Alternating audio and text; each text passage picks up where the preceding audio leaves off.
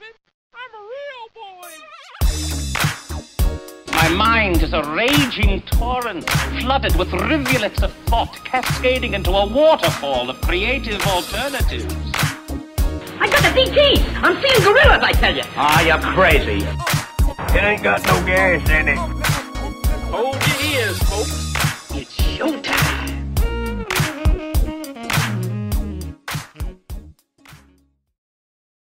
Aliens exist and President Trump knows about it. That's according to Israel's former space security chief. In an interview with an Israeli newspaper, he said the aliens have been waiting until today for humanity to develop and reach a stage where we will understand in general what space and spaceships are. NBC News chief global correspondent Bill Neely explains this one.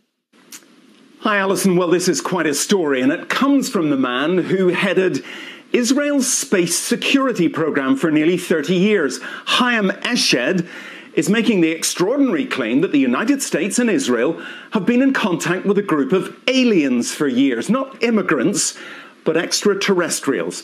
He has called them the Galactic Federation of Aliens, and he says President Trump is aware of the existence of these aliens and had been on the verge of revealing their secrets, he claims, but was asked not to do so by the Federation in order to prevent what he calls mass hysteria. Well, the retired general says the US and Israel have kept it from the public because, quotes, humanity isn't ready and the aliens don't want to reveal themselves until humanity can evolve, he says, and understand what space really is. Well, the good news is that he claims an agreement has been reached between the US government and the aliens, a contract to do experiments here. There's also, he says, a secret underground base on Mars where there are American and alien representatives. Now, this former head of a branch of Israel's defense ministry is 87. He was very well respected, at least until now. And he said all this in an interview with an Israeli newspaper in Hebrew, but it's really taken off after parts of it were published in English by the Jerusalem Post today. He says he's come forward now in the hope that his news will be accepted as true. He notes that if he'd made these claims 5 years ago, he would have been hospitalized, but now he says, I've got nothing to lose.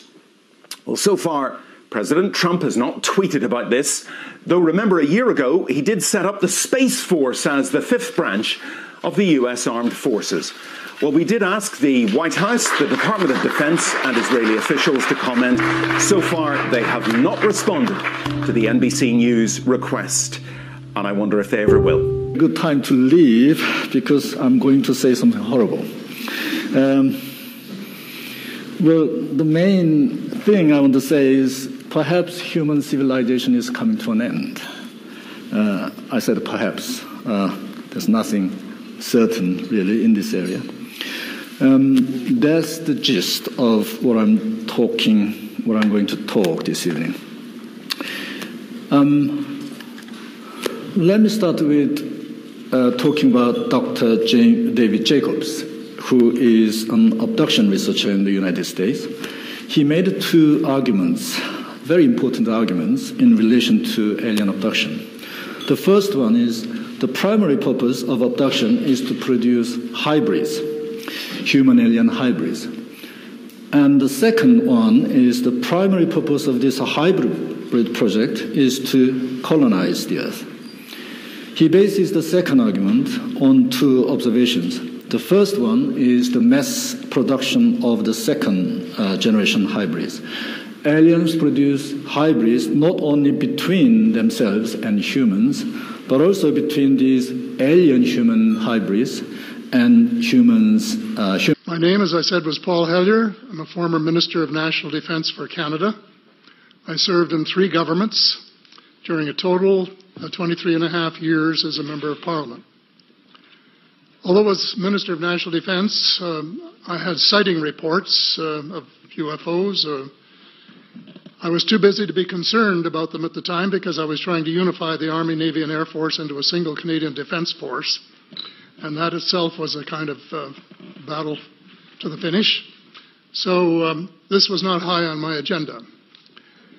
But about 10 years ago, I started getting interested due to a young man from Ottawa sending me material on the subject. I told him I was too busy to read it, but he had confidence that someday I would. He sent me a copy of Colonel Corso's book, The Day After Roswell. It took me a while to get around to reading it, but I took it for my summer reading in 2005 and was really impressed with what was contained in it. And what I thought to myself is there are huge issues here, huge issues. And the American people and the people of the world have a right to know what's going on because they're part of it. It's not just an isolated thing. And so after confirming the contents of the book with a retired United States Air Force general, I accepted the invitation of Victor Vigiani, who's over here somewhere, and his cohort, Mike Bird, to speak to a symposium at the University of Toronto. And I said, UFOs are as real as the airplanes flying overhead. That gave me the dubious distinction of being the first person of cabinet rank in the G8 group of countries to say so unequivocally.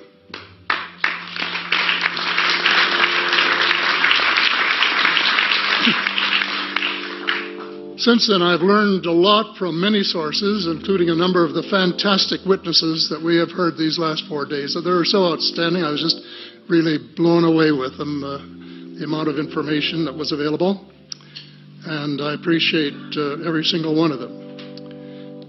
But because I'm not a ufologist, I'm a politician, there are only a few things that I want to add in that particular realm. First is that about in the 1960s sometime, there was a flotilla of UFOs headed south that crossed into NATO territory in Europe. And the Commander-in-Chief of the Supreme Allied Headquarters in Europe was naturally very shaken. Fortunately, or maybe divine providence, before the panic button was pushed, the flotilla turned around and headed back north. Obviously, they had thought maybe they were Russian, and they were very concerned about it. Anyway, an investigation was launched into this whole subject, and a document was prepared which concluded that at least 4 species had been visiting Earth for thousands of years. And this is my own view at this stage as well. So, except for that, there are just a couple of things that we've talked about that I'd like to refer to.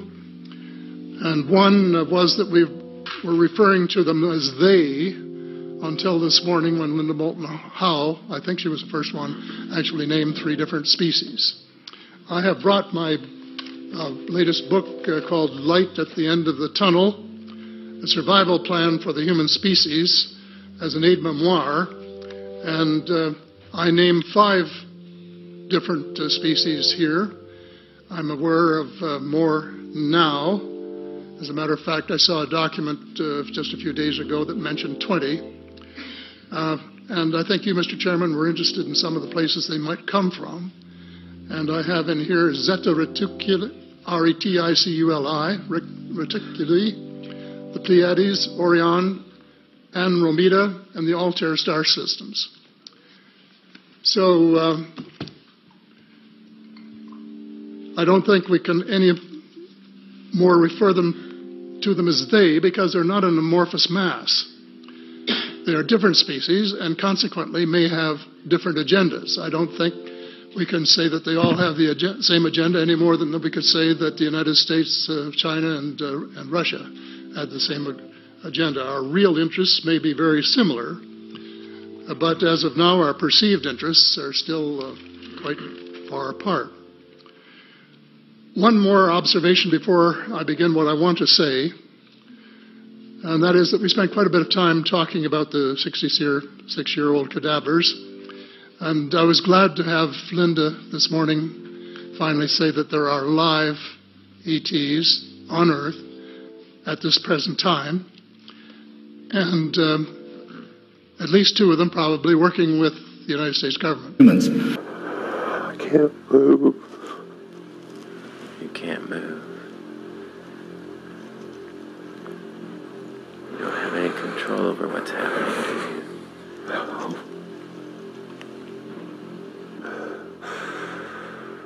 What do you see happening now? They took her. He took her. Under separate hypnosis, Dan's wife, Joyce, recalled the same sequence of events. They both say little beings marched them outside, and together the family was floated onto a spaceship. I never wanted it to happen to my children. I didn't realize until later that it had. But when they took her, I couldn't do anything. Should we be worried about this? Well, we are concerned about it. As the ranking member of Terrorism and Counterintelligence, we have questions. It comes down to some of the new infrared radar systems that we're putting on some of our new jets are detecting some things out there. We call them unidentified aerial threats, and that's something that we're looking at. Our UAPs is what we call it. We want to know the information, and that's why it's important that we take a look at this. So this has been going on an awfully long time. There's a lot of data the government has stored about this. Most of it, I think, is still classified. But there must be theories about what these objects are, what these aircraft are. What's the most plausible theory, do you think? Well, what we don't know for sure. Obviously, what we do know is the question that we're wanting to get to is this something that's a defense mechanism from another country? We do know that China is looking at hypersonic missiles. That's 25,000 kilometers, or to break it down into our language, that's getting from D.C., where I'm at, to L.A. in about 9 minutes. We don't know that the nuclear warheads can be attached to those. Is it something like that, or is it something more? We don't know, but I feel like it's something that we must take a look at, and that's why we've written Secretary Spencer of the Navy. Is there any indication that you're aware of that these sightings are foreign aircraft, Russian or Chinese aircraft? We don't know. We have no evidence to support that. We do know there's something that's traveling at that speed of what we call hypersonic now, which is a Mach 4 or 5, not to get too technical. That is something that we want to know. Is this something that another defense system in another country is more advanced, or is it something else? We're not trying to spook people out, but the AATIP, which is basically a program that the government monitors this, was to close down in 2017. So part of my question, Tucker, is it really closed down? Are we still spending resources, or is there more documentation that this program is still being able to file somewhere? That's something that we need to know, even if it's just for defense purposes alone. We spoke to a government employee who has worked on this issue who said that the U.S. government has wreckage from one of these aircraft. Do you know anything about that? We don't know, but that's one of the 4 questions that we are asking. Is there evidence being held somewhere? Not to get too spooky once again, but if there is evidence, I believe it's important for people, specifically in my position as the ranking member of Terrorism and Counterintelligence, we need to know what this is.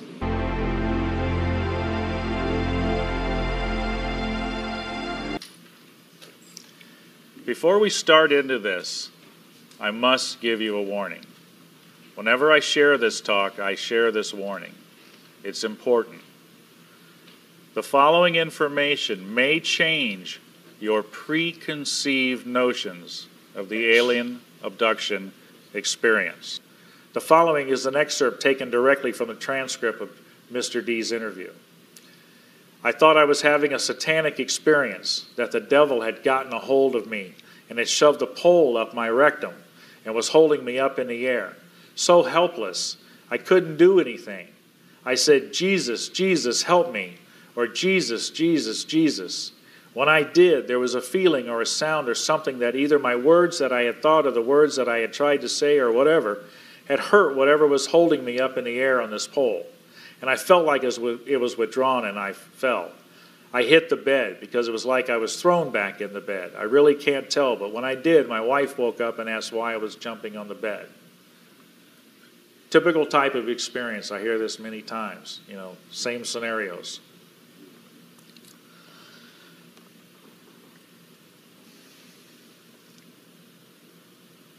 In all the research we had done, we had never heard of a case of anybody stopping an experience. All the researchers, the top researchers, were saying that this could not be done. You couldn't stop an abduction experience. They had no record of it.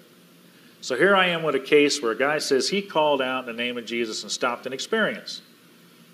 Was this one case unusual? But I knew I had something powerful. When God showed me to go back and look at this video, I knew this was something unique. And if I could confirm that it wasn't just unique in that one case, then this could be absolutely huge in the UFO community. I contacted these top researchers in the country. I said, guys, I've got a case here. I don't know what to make of it. I shared them the case. Each time I did, they asked, can we go off the record? And I said, sure. I can't tell you their names, but I can tell you what they said. Each one of them said, yes, sir, we've come across cases like this ourselves, where they've been able to stop it using prayer or Jesus' name. I said, excuse me, how come we have never seen this documented? You're telling us otherwise, that it can't be done, it can't be stopped. First answer they usually gave us, we didn't know what to make of it. I would have been fine with that. The second answer is what puzzled me and got me kind of angry. Because it was that one that I want you to hear for sure. They said we couldn't go there because it might affect our credibility in the realm. Help me welcome Paul Christopher.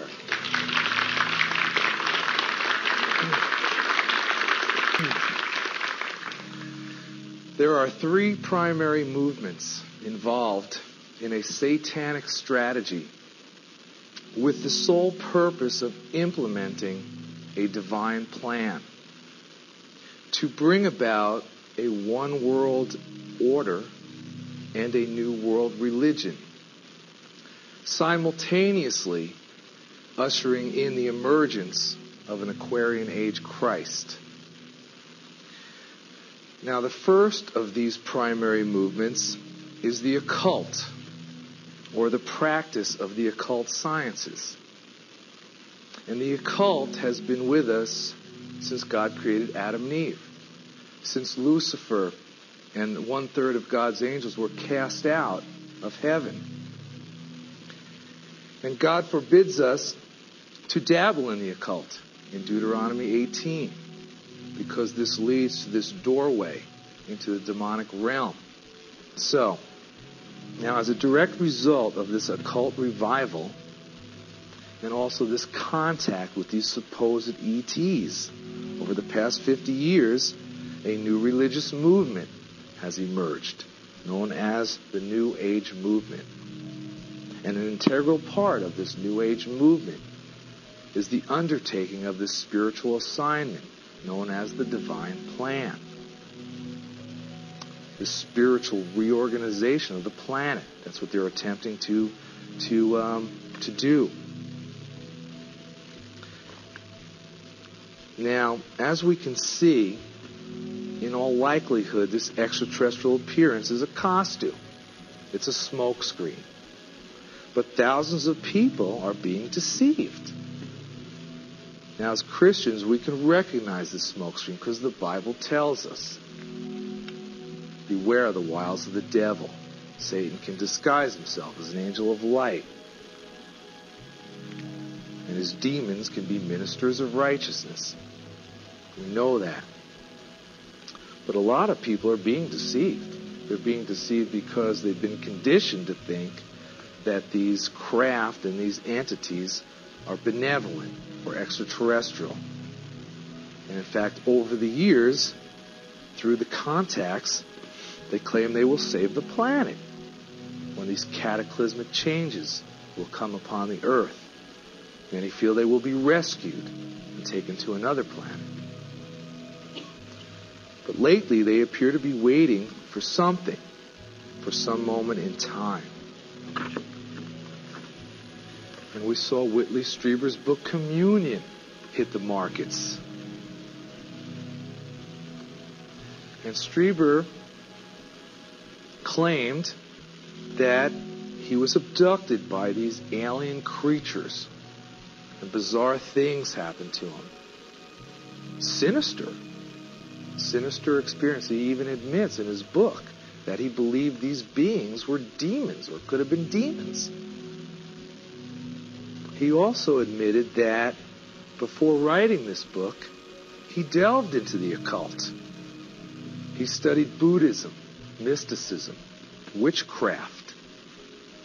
So he was set up for this thing to take place in his life, because he was already involved in occult activities. But after this book came out, and this actually renewed the public's interest in the UFO phenomenon at this time. But other claims of alien abductions emerged. Thousands of people claimed that they were having similar experiences with abductions, being taken against their will into spaceships. Weird things were going on, medical experiments, sexual activity.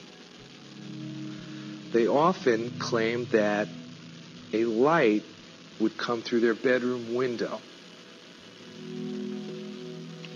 and they would see figures in this light.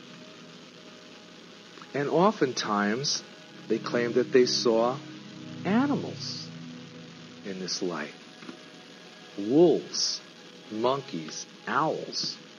Even Whitley Strieber claimed that he saw an owl in this light. Others reported seeing angels or devils in this light. Then these animals or spiritual beings turned into these gray, humanoid, alien beings. Now, interestingly, if you study the Middle Ages, the practice of demonology was prevalent during this time. In fact, ancient families regularly practiced magic with the intention of conjuring these demons. In fact, these ancient families, in all likelihood, are the ones involved in these occult secret societies, the Freemasons, the Illuminati. And oftentimes, or what occurred when they conjured these demons, is they attached these demons to their children. So demonology became generational, and it always has been generational. But we can see evidence of this during the Middle Ages. Members of the same family are inhabited by demons for generations. This is what went on. These demons even had distinct names, and they manifested into different physical forms. And this list is some of the forms that they manifested into. And you can see they appeared as angels or spiritual beings. They appeared as humans. They appeared as animals. They appeared as birds. They appeared as all sorts of creatures with claws and fangs even. Is this manifestation of orbs and craft and other phenomena, other anomalies. Meanwhile, shows like the History Channel's Ancient Aliens program is promulgating what I call the coming great deception. They're saying that E.T. created all life on this planet, that they genetically manipulated all life on this planet, that they started the world's civilizations and religions, and now are coming back at this critical juncture in human history. And then, of course, there are plans to create a mock alien invasion.